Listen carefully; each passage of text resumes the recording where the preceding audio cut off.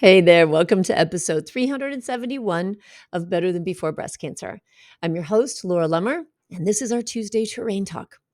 So let's talk about something. I want to share something that's been going on with me. Recently, I'd say over the last 2 months, maybe, I started noticing that I feel like I'm having an allergic reaction to things. Itchiness in the eyes, itchiness in the back of my throat, in the back of my nose. And I've started more closely tracking my food to try to kind of pinpoint what foods might be triggering this because I've never been one to have seasonal allergies, never been one to have allergies to food. In fact, one of my kids has allergies to just about everything. And I've always been so grateful for how easy my life is because I don't have to worry about things like food allergies and environmental seasonal allergies.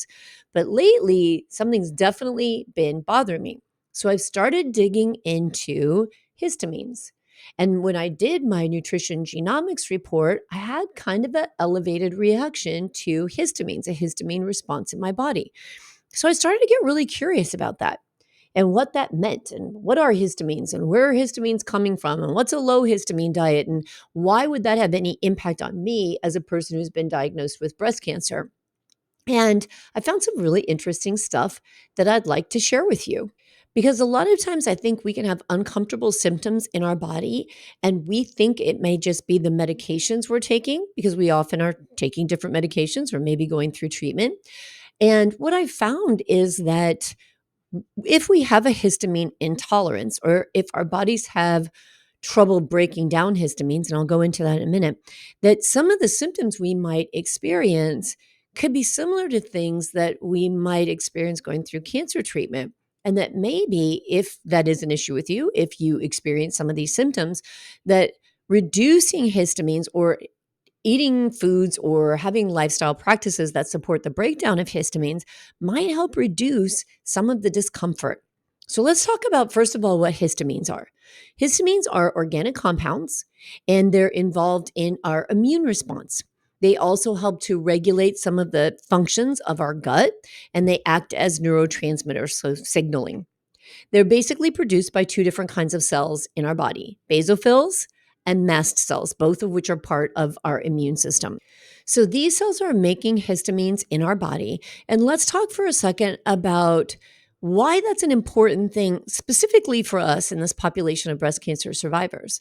And one of the reasons is that histamine and estrogen have a complex relationship. But histamines can stimulate the production of estrogen because they have an influence over enzymes that are involved in estrogen synthesis and in estrogen production in our bodies. And so that produces, they have this feedback loop. The relationship is what we would call a feedback loop.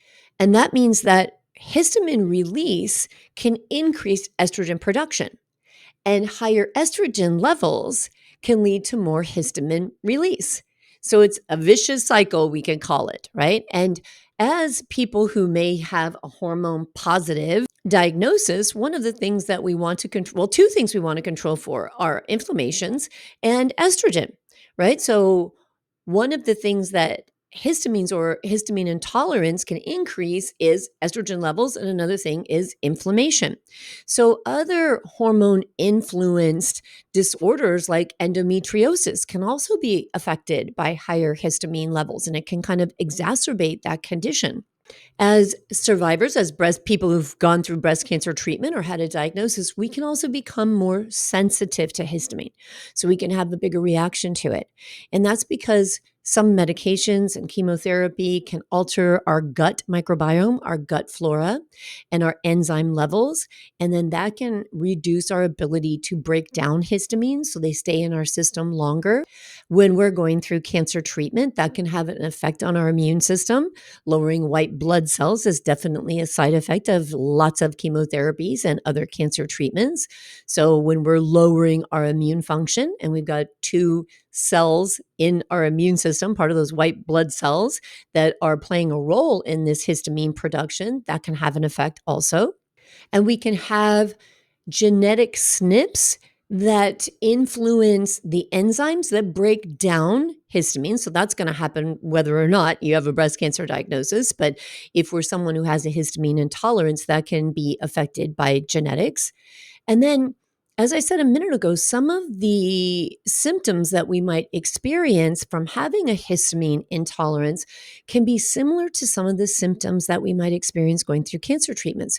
So they may overlap each other, and that's things like headaches, digestive issues, and fatigue.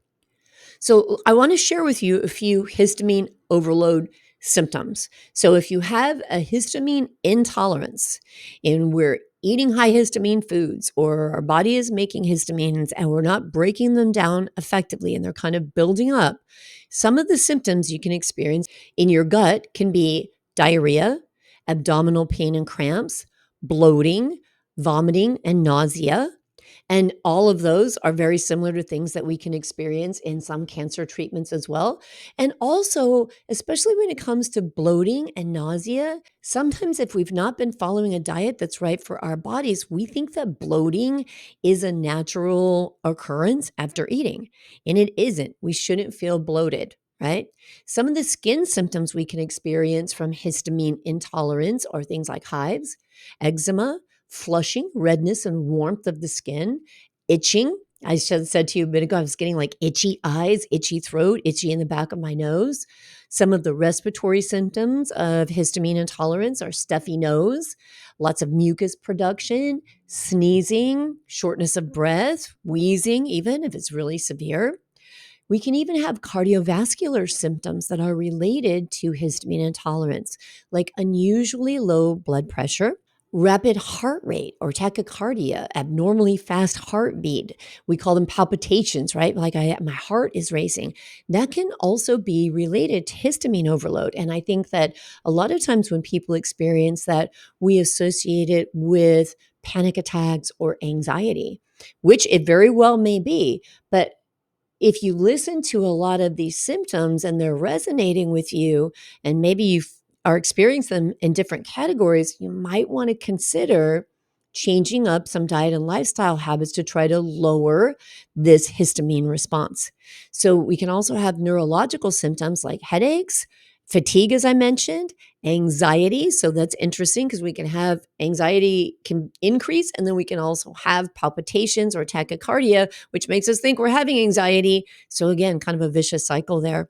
And another histamine reaction can be feeling unusually hot or unusually cold. Now, I know once we go into menopause, or if we're in chemically induced menopause, or lots of times the side effects from some of the treatments we're on, we think of as hot flashes, which I'm sure many of them are, but could managing histamine a little bit better in your life and your body maybe relieve some of that discomfort from hot flashes.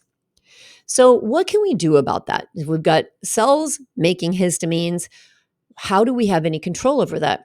Well, we can practice certain lifestyle habits and take in certain foods and avoid other foods that actually help our body to break down those histamines. So, we can be mindful of what we're eating and how we're supporting the breakdown of histamines. So, two really important players in the breakdown of histamines are two different enzymes. One is DAO, diamine oxidase. And we can actually eat foods that are rich in DAO. I did a podcast a while ago, several weeks ago, I think, and it was about eating organ meat or taking organ supplements. And pork kidney is one of those foods that is high in this enzyme that helps break down histamines in our body. There are several different kinds of fish that do that. Mahi-mahi, cod, haddock, pollock, halibut. These all are high DAO foods, so they're high in the enzyme that help break down histamines. But I want to get a couple of caveats here. When we're eating fish, what's important is that this is very fresh fish. So if you buy these fish and you want to incorporate them into your diet and you're not sure you're going to eat them right away, freezing them is a good way to maintain this enzyme activity and make sure that you're keeping them as fresh as possible. There can be a lot of food safety issues around fish if we're not handling them properly. There are other nutrients that support the breakdown of histamines by helping to increase the production or the activity of this DAO, or the second enzyme is HMNT enzyme. And I'll talk about that in a minute. But the B vitamins are very good.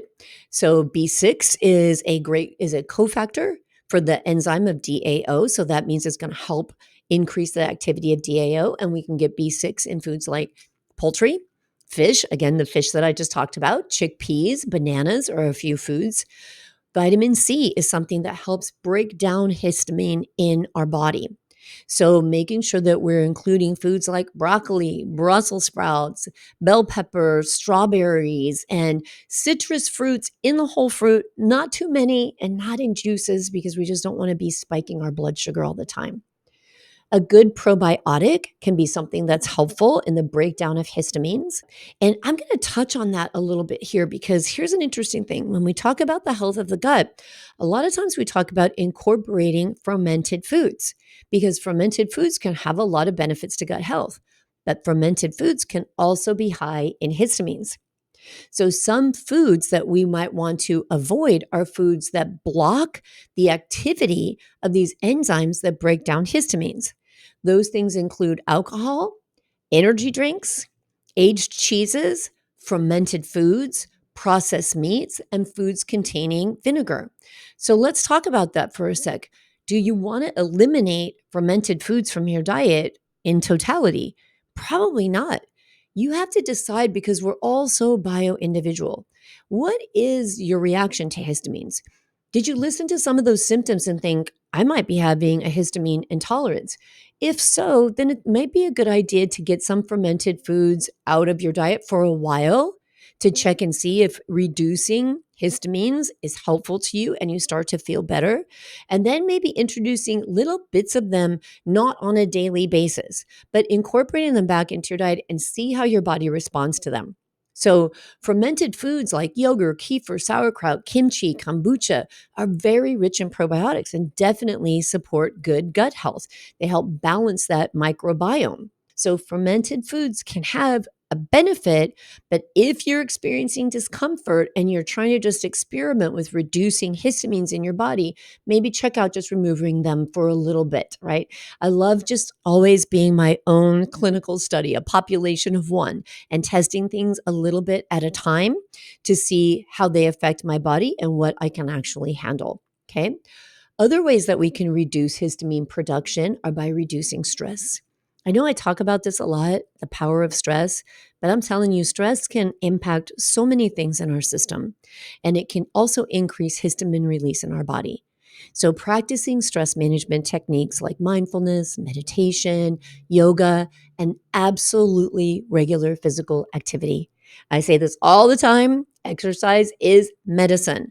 But exercise in this case is especially helpful because it helps to regulate the immune system and it helps to reduce histamine production. Getting good sleep, sleep hygiene.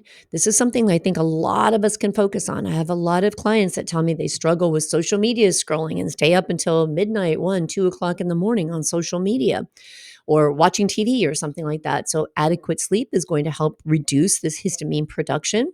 And managing allergies. So, if you know you have allergies, absolutely talk to your doctor or a naturopath about how you can manage those allergies. My mind, when I hear about managing allergies, goes right to allergy medications, antihistamines, shots, things like that. And it may involve that. So, just understanding, what would managing your allergies involve? How might those treatments, if necessary for you, impact your body and your health? And what can you do from a lifestyle and nutrition perspective to kind of counterbalance whatever those effects are? So, if you're not managing allergies and you're having a lot of histamine production and it's creating a lot of discomfort and inflammation, then that's a problem too.